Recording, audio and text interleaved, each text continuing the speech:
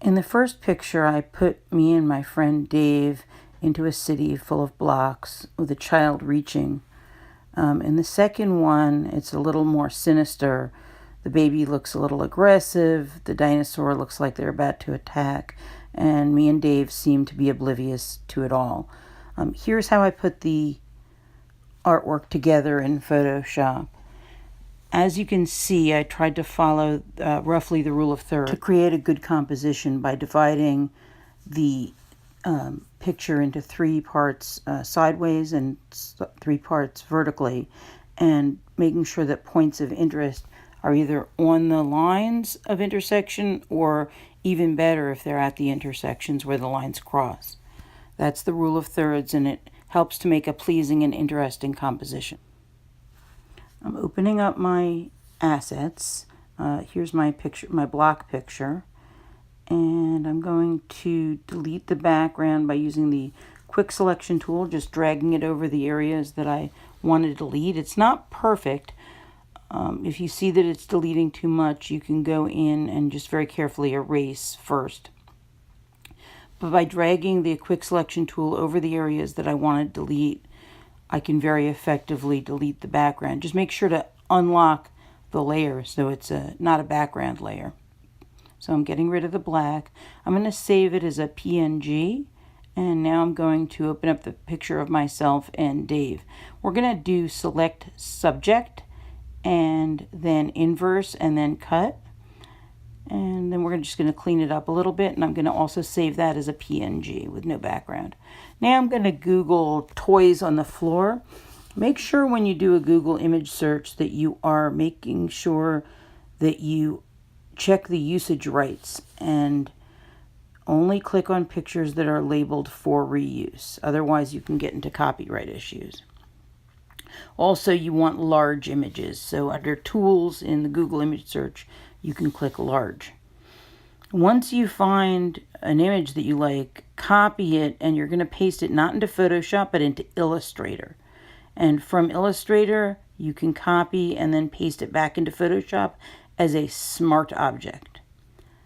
Doing that will enable you to change its size without losing any detail. If you were to just simply copy and paste it directly into Photoshop, a lot of times you'll find that the image is blurry or fuzzy. So I'm doing the same thing. I'm going to copy and paste it into Illustrator first and then into Photoshop as a smart object. And then I'm going to rasterize it, which means I'm turning it into an object with pixels. And then I'm going to remove the background and save it as a portable network graphic. Now that I have my basic assets, I can go ahead and begin to build my picture. So I'm just going to reposition, resize by hitting the transform tool.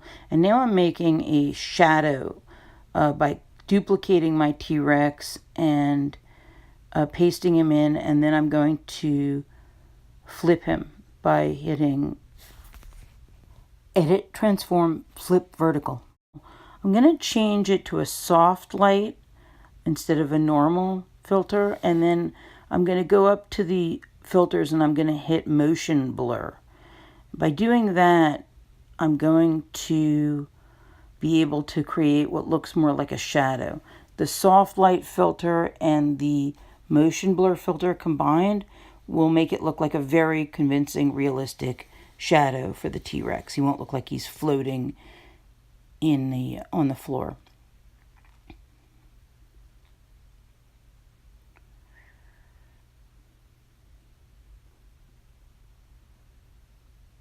Get it so that it looks right, and then hit OK. And you're going to do that for all the reflections in this picture. Anytime, instead of a shadow, if there's a reflection like on a shiny floor, hitting duplicate layer, flip vertical, and then changing it from normal to soft light and filtering it with a motion filter will very effectively create a reflection. You also can change the opacity. I had it at 100%. It was just too dark. So by sliding the opacity, you can get it to really look convincing. Now I'm using the burn and dodge tool to make sure that the shadows on the T-Rex and the highlights on the T-Rex match the highlights and shadows on the baby. Later on, I'm going to actually flip the T-Rex. It's going to face the other direction, and I'm going to have to do all of that again. And basically, the burn tool looks like a little hand pinched together, and the dodge tool looks kind of like a lollipop. The dodge tool will lighten, and the burn tool, of course, will darken. So I'm playing around with that. Once I have it where it looks convincing, I'm going to add my next layer. To review, you change it to soft light, then you do a motion blur, and then you change the opacity. And that should give you a very convincing reflection.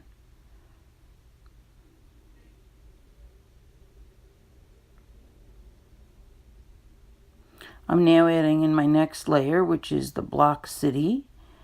And I notice the floor is not matching the wood floor in the baby's bedroom.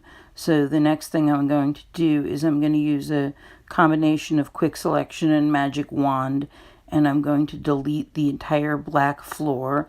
And then I'm going to have the same issue that I'm going to need to take the layer. I'm going to have to duplicate it. I'm going to have to flip it vertical. And then I'm going to have to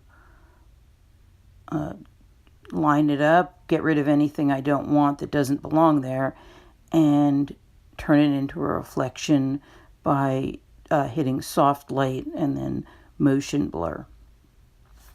By this point, yeah, you should be very experienced with that, and it should be easier because it's not the first time you're doing it.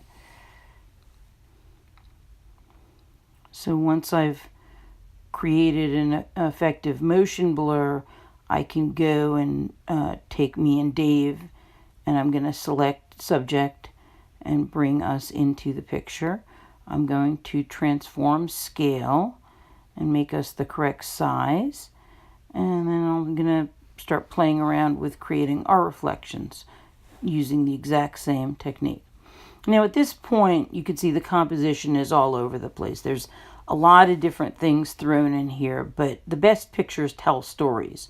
So at a certain point, I'm going to have to, after all the technical how-to is out of the way, I'm going to have to figure out how to get this picture to tell a story. And one of the things that I'm noticing is that the dinosaur is looking outside the picture frame. And you want to direct people's eyes to what's going on inside the picture, because that's where your story is. So one of the things I'm going to do is I'm going to take the dinosaur and I'm going to flip him around so he's facing the people, and I think that'll make it a little bit more interesting.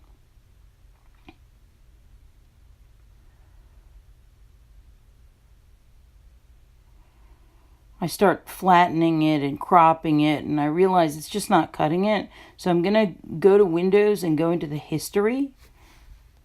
And I can go back into the history to the point where I flatten the image, and I'm going to undo that. I'm going to take that step and throw it in the garbage. So once I've done that and it's no longer flat, then I can start looking at how to tell the story better. And that's when I flipped the dinosaur over, moved him over, resized him, changed the angle he was at. And then I had to also find his shadow and do the same thing. I had to flip that over and reposition it and resize it so it was underneath him. And now none of the colors look right. None of the lighting looks right. So that's when I go image and adjustments, and I can play around with all the different adjustments in the dinosaur layer. I'm going to start. Oh, this is the other thing. One of the reasons why the dinosaur doesn't look right is because there's a layer of pixels around him. So if I select him and then modify the selection, I did select subject, I hit modify, and then I contracted it by, I think, 3 or 4 pixels. And by contracting the selection, I then hit inverse and cut. and it cut that little halo of pixels around him, and he looks a lot crisper and cleaner now. Just tilting him a little bit so he looks like he's looking at me and Dave and menacing us. And of course we're looking away and we're totally oblivious to all the dangers in back of us. So I'm going to continue to play around with burning and dodging and adjusting the color and the lightness and the darkness. All those adjustments are under image. You could play around with all that to your heart's content to try and get the picture the way I want it to tell the story that I want it to tell. And only when I feel everything is just right, I'm going to go up to image and I'm going to change the entire thing to black and white. I flattened the image. I'm playing around with the composition. I'm trying to get it to follow the rule of thirds. I did edit adjustments black and white, and now I'm busy cropping it to make sure that it tells the best story possible. The most important things, the baby's face, the dinosaur, me and Dave, are still in there. It tells a story, and it basically follows the rule of thirds. And you can look back at the original picture, and it just looks like a mess, whereas the final picture basically tells the story that I wanted to tell of two people in a scary world oblivious to the danger. When you're done, don't forget to resize your picture to about, I would say 8.5 by 11, and then save it as a PNG. This is Rachel Winneberg, the helpful art teacher, answering the question, if I were an inch high and lived in a city of blocks.